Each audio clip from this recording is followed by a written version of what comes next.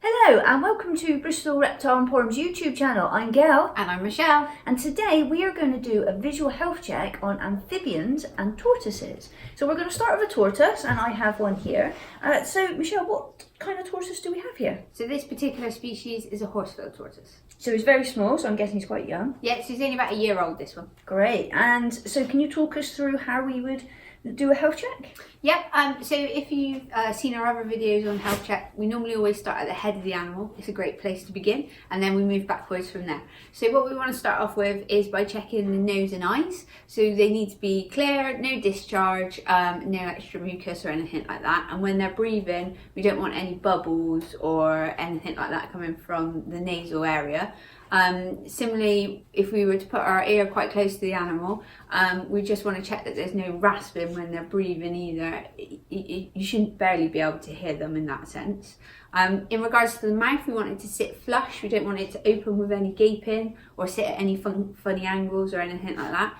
If we were doing an in-depth health check, we might open the mouth of the animal, but on this occasion we're just doing a general overview, so there's no need to do that at the minute, and we don't want to stress it excessively by doing that either.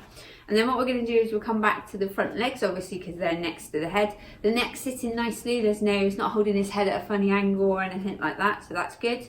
The legs are in good position. The skin is a little bit dry on this individual, so we'll probably give him a bath after this video just to help hydrate the skin. But otherwise the legs look good. We're not missing any nails or claws or anything like that, and there's no visual marks of damage to the skin, which may indicate that it's been in the war, shall we say. So the legs are good. The front legs are nice and clean and clear, so that's all good as well. There's no scabbing or anything like that. And then looking at the general condition of the shell, the growth rate is nice and easy. It's nice and even, if I can get those words out, which is good, lovely. On a younger tortoise, when you hold it, the shell will have a little bit of give in it because obviously it's still growing, so they are a bit softer. We don't want them to be super spongy, so if we were to pick him up between our thumb and our forefinger, so Gail, if you lift him up like that for me with your thumb underneath, there should be a little bit of give, but it shouldn't be like super soft so that you can feel it really give, as if you picked up a sponge and it moved. So if that's the case and he feels okay, does he feel okay? He does, yeah. That's good then, so we know that there's no, that's in generally good condition. Then we'll move towards the back legs and tail area.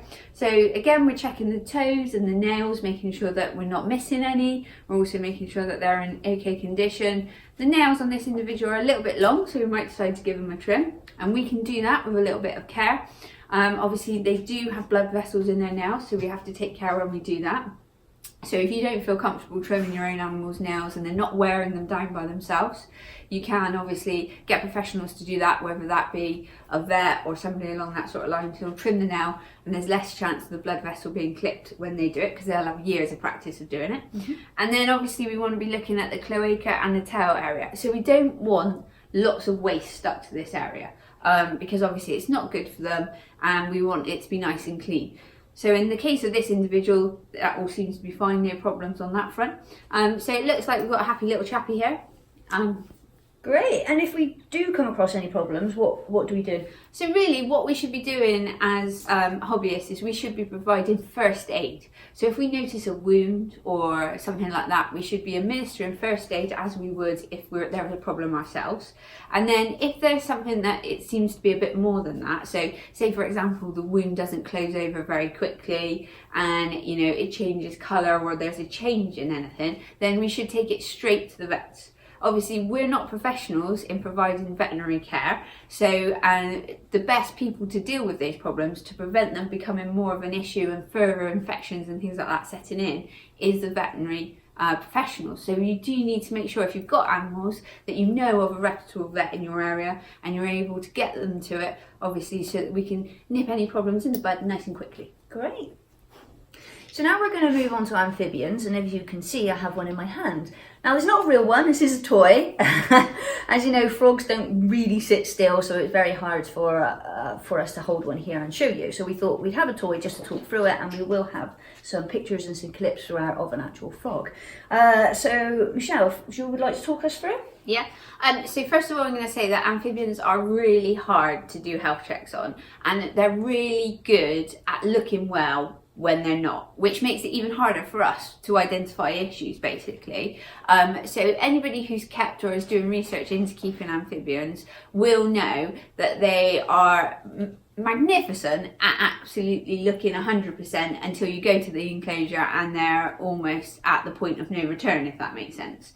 So what we need to do is, when we're buying animals, doing a really quick health check, or when we're picking animals up for the first time and possibly taking them home, we need to be doing our health checks then, and then it's going to be observation of behaviour in the enclosure, because the reason we're using a toy is because amphibians really don't like to be handled, and also when we do handle them, we can affect the mucus layer that sits on the top layer of their skin, and that's what protects them, basically. So we do need to take care of this sort of stuff. So that's like Gail said, this is why we're using the toy, and obviously a normal frog wouldn't quite look like this. Or be this size. Yeah, it's a little bit out of proportion for this species. So very similar to like we've done with all the other animals and the other videos that we've created, start at the head and work your way back.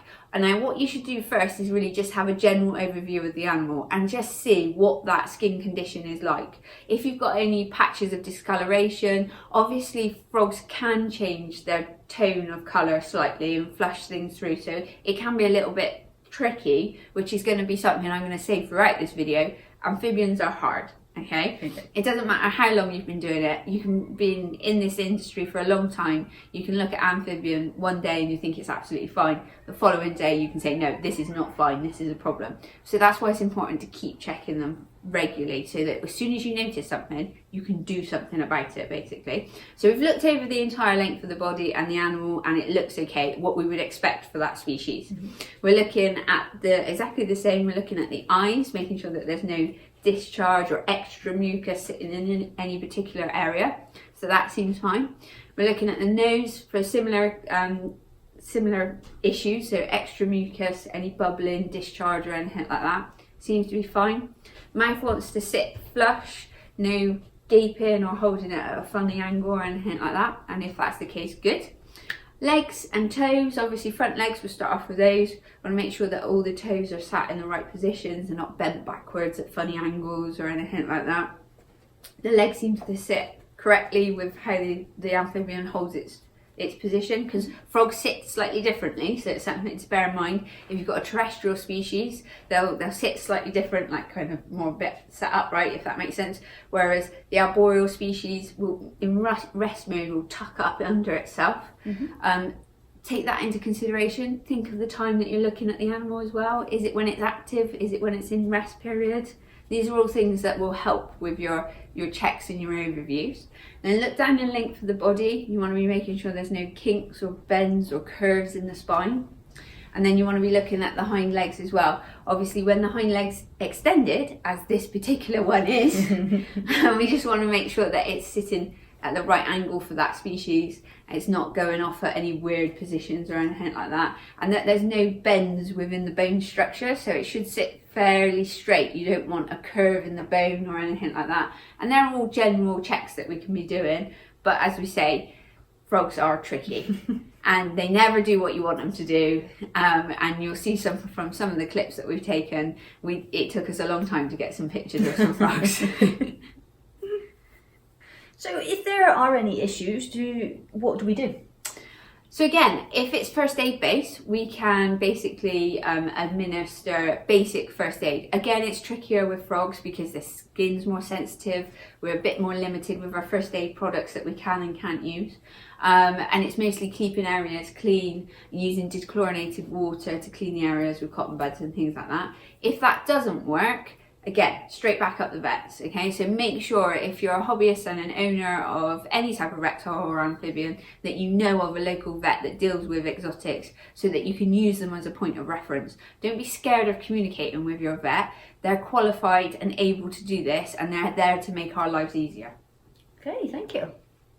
Thank you for watching Bristol Reptile Emporium's YouTube channel. Don't forget to subscribe, and we look forward to seeing you next week for another video. Bye! Bye!